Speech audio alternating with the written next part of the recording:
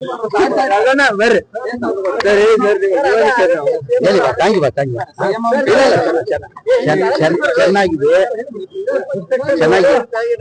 ಇವತ್ತು ಚೆನ್ನಾಗಿದೆ, ತುಂಬಾ ಚೆನ್ನಾಗಿದೆ. ಅದ್ ರಿಪ್ಲೈ ಮಾಡ್ಬೇಕಂತ ಹೇಳ್ಬಿಟ್ಟು ಸ್ವಲ್ಪ ಸ್ಟಡಿ ಮಾಡ್ಕೊಂತೀನಿ ಅಂತ ಕೂತಾರೆ. ಚೆನ್ನಾಗಿದೆ ತಿಂಡಿದ್ರು ಎಲ್ಲ ತಿಂದ್ರು ಚೆನ್ನಾಗಿದೆ. ಸಿದ್ದರಾಮಯ್ಯ ಅವರು ಔಟ್ ಗೋಯಿಂಗ್ ಸೇಮ್ ಅಂತಾರೆ. ಯಾರು ಏನಾಗಿದೆ ಬಿಜೆಪಿ ಪಕ್ಷದಲ್ಲಿ ಒಂದೊಂದು ನೋಡಿರ್ಬೋದು. 2008 ಎಷ್ಟು ಜನ ಮುಖ್ಯಮಂತ್ರಿ ಮಾಡಿದ್ರು. ಆಮೇಲೆ 2019 ಎಷ್ಟು ಜನ ಮುಖ್ಯಮಂತ್ರಿ ಆಗಿದ್ರು. ಅವ್ರು ಏನ್ ತಿಳ್ಕೊಂತಾರೆ, ಅವ್ರ ಪಕ್ಷದಲ್ಲಿ ಮೂರು ಮುಖ್ಯಮಂತ್ರಿಗಳು ಬದಲಾವಣೆ ಆಗ್ತಾರೆ. ಅದೇ ಆ ಕಾಂಗ್ರೆಸ್ ಪಕ್ಷದಲ್ಲಿ ಆ ಪದ್ಧತಿ ಇದೆಯಾ ಅಂತ ತಿಳ್ಕೊಂಡಿರ್ಬೋದು ಅಂತ ನಾನ್ ಭಾವಿಸ್ತಾ ಇದ್ದೀನಿ. ಏನಕ್ಕಂದ್ರೆ ಬಿಜೆಪಿಯಲ್ಲಿ ನೋಡಿರ್ಬೋದು, ಮೊದಲೇ ಬಾರಿ 2008 ಯಡಿಯೂರಪ್ಪ ಆದ್ಮೇಲೆ ಜಗದೀಶ್ ಶೆಟ್ಟರ್ ಆದ್ರು. ಯಡಿಯೂರಪ್ಪ ಆದ್ಮೇಲೆ ಜಗದೀಶ್ ಶೆಟ್ಟರ್ ಆದ್ರು. ಜಗದೀಶ್ ಶೆಟ್ಟರ್ ಆದ್ಮೇಲೆ ಸದಾನಂದ ಗೌಡ ಆದ್ರು. ಮೊನ್ನೆ ಯಡಿಯೂರಪ್ಪ ಆದ್ರು, ಬಸವರಾಜ ಬೊಮ್ಮಾಯಿ ಆದ್ರು. ಅವ್ರು ಏನ್ ತಿಳ್ಕೊಂಡವ್ರಂದ್ರೆ ಆ ಪಕ್ಷದಲ್ಲಿ ಆ ಪದ್ಧತಿ ಇದೆ, ಕಾಂಗ್ರೆಸ್ ಪಕ್ಷದಲ್ಲಿ ಆ ಪದ್ಧತಿ ಅಂತ. ನಮ್ಮಲ್ಲಿ ಆ ತರ ಇಲ್ಲ.